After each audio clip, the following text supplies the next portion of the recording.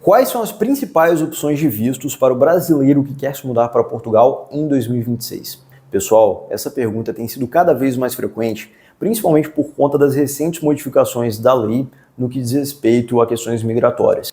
Então é importante que o brasileiro faça ali um planejamento muito bem feito, identifique a melhor opção e também a melhor estratégia para o seu caso. Meu nome é Gabriel Coelho e eu sou advogado tanto no Brasil quanto em Portugal e atuo amplamente na área do direito migratório.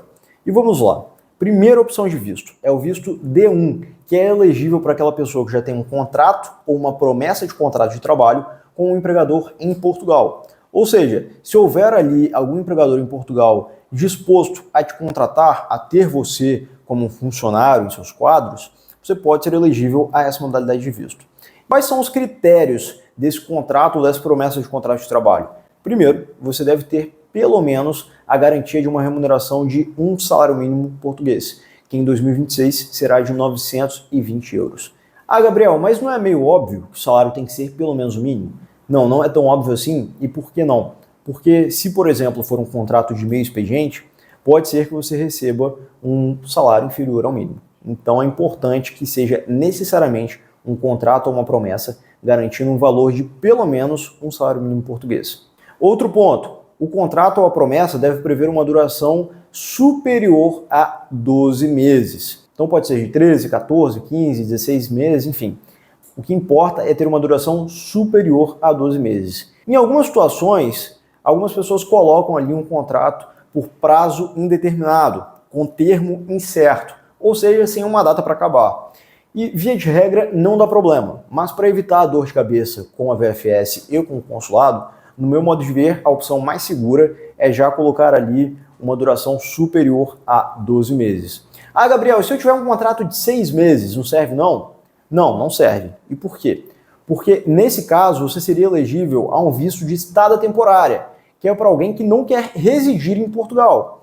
Então, nessa modalidade, mais cedo ou mais tarde você teria que voltar para o Brasil. Então isso não é uma boa opção. Outra opção de visto é o visto de estudante, o visto D4. E aqui eu vou estar tratando especificamente daquelas pessoas que vão fazer um curso com uma duração superior a 12 meses. E por quê? Porque se não for o caso, se for também um curso de 6 meses, por exemplo, aí essa pessoa também seria elegível a um visto de estada temporária.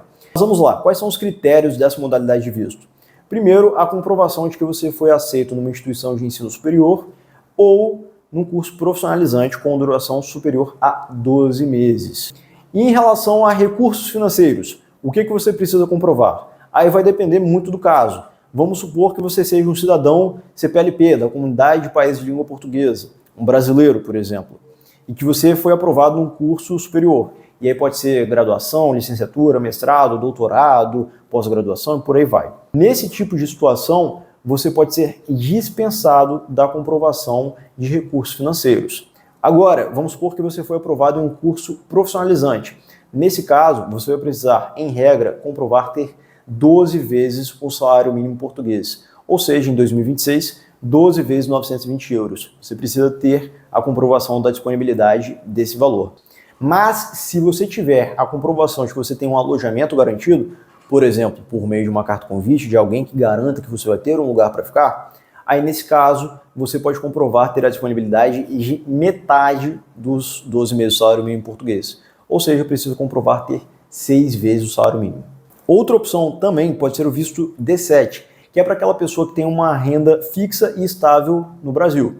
Então, por exemplo, se você tiver uma aposentadoria, lucros e dividendos que você recebe de uma determinada empresa da qual você é sócio ou acionista, ou ainda, vamos supor que você seja dono de um imóvel e que você receba um aluguel fixo e mensal e que o valor dessa sua renda seja de pelo menos 920 euros mensalmente. Nesse tipo de situação, você pode também ser elegível ao visto D7, que é uma outra excelente opção. E nesse visto, você precisa comprovar ter a disponibilidade também de 12 vezes o salário mínimo português. Ou seja, são dois critérios.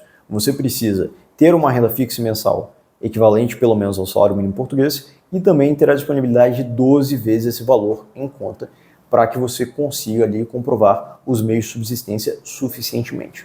Agora, fica muito claro que com as restrições do visto de procura de trabalho, que não acabou, mas agora está mais restrito, no momento, na verdade, ele está até suspenso, porque está se aguardando a regulamentação da lei a respeito desse visto, né, que vai dispor ali, por meio de uma portaria, de quais são as profissões que são elegíveis a essa modalidade de visto, até lá a gente não tem muita certeza se você será ou não elegível a essa modalidade de visto.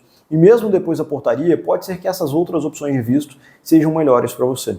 Então o ideal é sempre fazer uma análise das suas circunstâncias para ver qual seria a melhor opção para o seu caso. Você gostou desse vídeo? Se sim, deixe a sua curtida e também se inscreva no canal. E se tiver algum amigo seu que esteja interessado no assunto, compartilhe o vídeo com ele. Se você tiver alguma dúvida sobre as melhores opções de vistos para os brasileiros que querem se mudar para Portugal em 2026, deixe nos comentários aqui pra gente.